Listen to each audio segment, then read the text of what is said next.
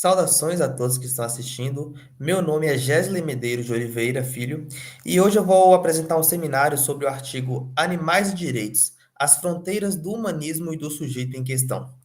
Esse artigo ele foi escrito pela Ana Paula Perrota Franco e ela é doutora em Sociologia e Antropologia pela UFRJ. Antes da gente falar sobre direito dos animais, é preciso contextualizar um caso que aconteceu no dia 25 de agosto de 2015.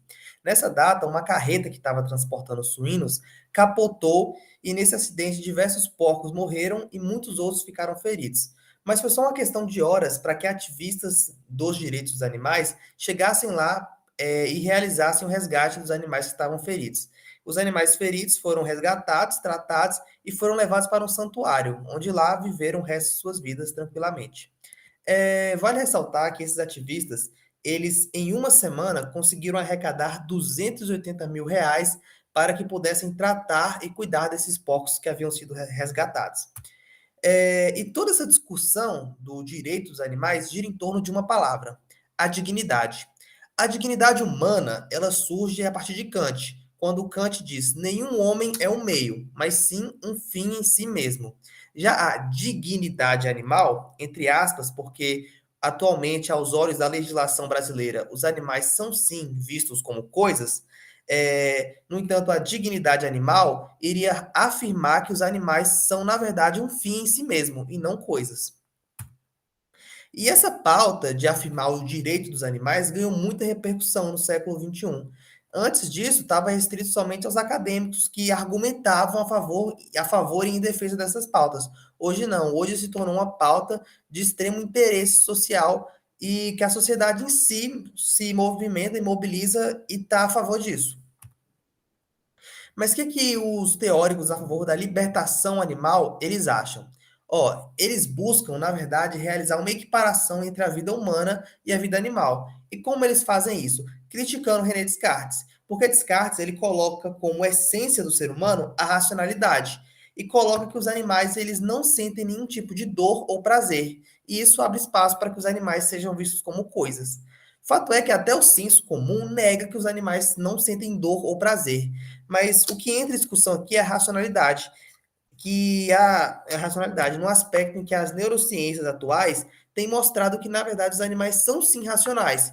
É claro, com uma concessão que existem aqui diferentes graus de racionalidade. Ou seja, a racionalidade não é mais algo exclusivo do ser humano. Nesse sentido, se os animais são racionais, eles tomam decisões por si próprios. E assim, os animais vão compartilhar o mesmo status moral de pessoa que a gente tem. Ou seja, o animal seria visto como um fim em si mesmo. Só que a Ana Paula, ela coloca um questionamento acerca disso. Porque se a gente vai enxergar um animal como um fim em si mesmo, você, por exemplo, não pode mais montar cavalo. Porque você estaria usando o cavalo como meio, e você não pode fazer isso. Você está realizando a coisificação da vida. Você gostaria de ser montado pelo cavalo? Você tem que enxergar o cavalo agora como um outro, como um ente dotado de dignidade. E se você não faz isso, você está sendo antiético, porque o cavalo seria um fim em si mesmo. Essa é a crítica que a Ana Paula deixa nessa situação. Mas falando sobre as fronteiras do humanismo, e mais precisamente sobre o humanismo em questão. O que é o humanismo?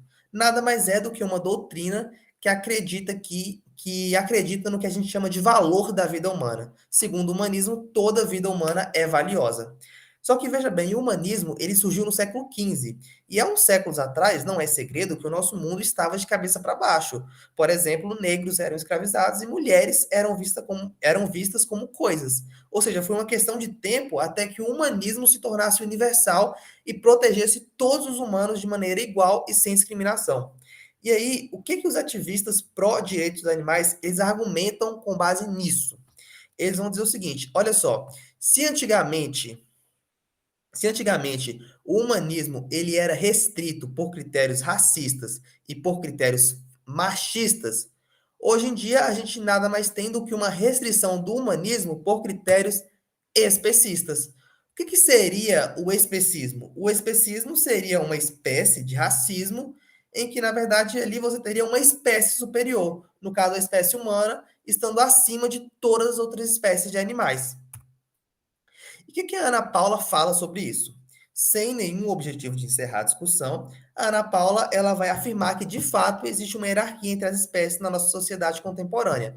Não só uma hierarquia com o humano, com o ser humano aqui em cima, mas também uma hierarquia entre as espécies de animais que existem, de forma que os animais que são mais próximos do humano ostentam uma relativização do caráter de coisa. Como assim ostentar uma relativização do caráter de coisa? Bem, isso a Ana Paula ela vai explicar com um exemplo de um restaurante coreano que foi interditado e fechado e teve todos os seus funcionários, inclusive o dono, presos porque descobriu-se que eles estavam realizando o abate de cachorros. Veja bem, na Coreia, realizar o abate de cachorros é uma prática comum, mas aqui no Brasil, os cachorros ostentam um caráter diferente, porque eles são muito próximos do humano. Então, pelo menos com os cachorros, aconteceu uma relativização desse caráter de coisa. Pelo menos aqui para os brasileiros, os cachorros não são vistos como uma coisa, só coisa, entendeu? A vida do cachorro, para nós, tem um certo valor, diferente do que acontece na Coreia. Ou seja, pelo fato dos cachorros serem próximos a gente, eles estão acima de outros animais, como os porcos e as galinhas, por exemplo, que não ostentam desse caráter, que são abatidos diariamente aqui no Brasil, e a maioria da população não toma posição contra isso. Mas já o cachorro é protegido, tem essa proteção que porcos e galinhas não têm, por exemplo. Detalhe, tá? Esse restaurante aqui da foto, ele não é o restaurante do caso que eu contei, o caso aconteceu em 2009, e foi outro restaurante, não foi esse aqui que eu coloquei na foto, esse aqui é um restaurante comum qualquer.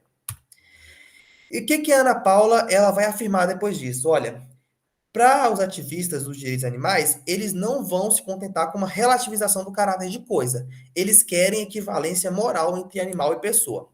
E isso aí não pode ser só das espécies que são próximas dos humanos, tem que ser independentemente da espécie. E qual é a leitura que a Ana Paula faz sobre isso? Sem fazer nenhum juízo de valor, dizendo se é bom ou se é ruim, a Ana Paula afirma que todos esses movimentos humanitários, eles vão tensionar contra o que a gente tem como liberdade humana moderna. Ou seja, a liberdade de você fazer o que quiser, de você se considerar superior aos animais. Porque agora, se você vai considerar o animal como um outro, você tem que se policiar em suas ações, você tem que respeitar o espaço do animal, tem que entender o animal como um ser digno. Você não pode mais simplesmente tratar ele como um meio e utilizar ele para conseguir o que você quer. Então é essa relativização que a Ana Paula vai trazer para a gente. Bem, e a apresentação fica por aqui. Espero que tenha gostado. Vou me despedir aqui. Essas são as referências bibliográficas e, no mais, é isso. Tchau, tchau.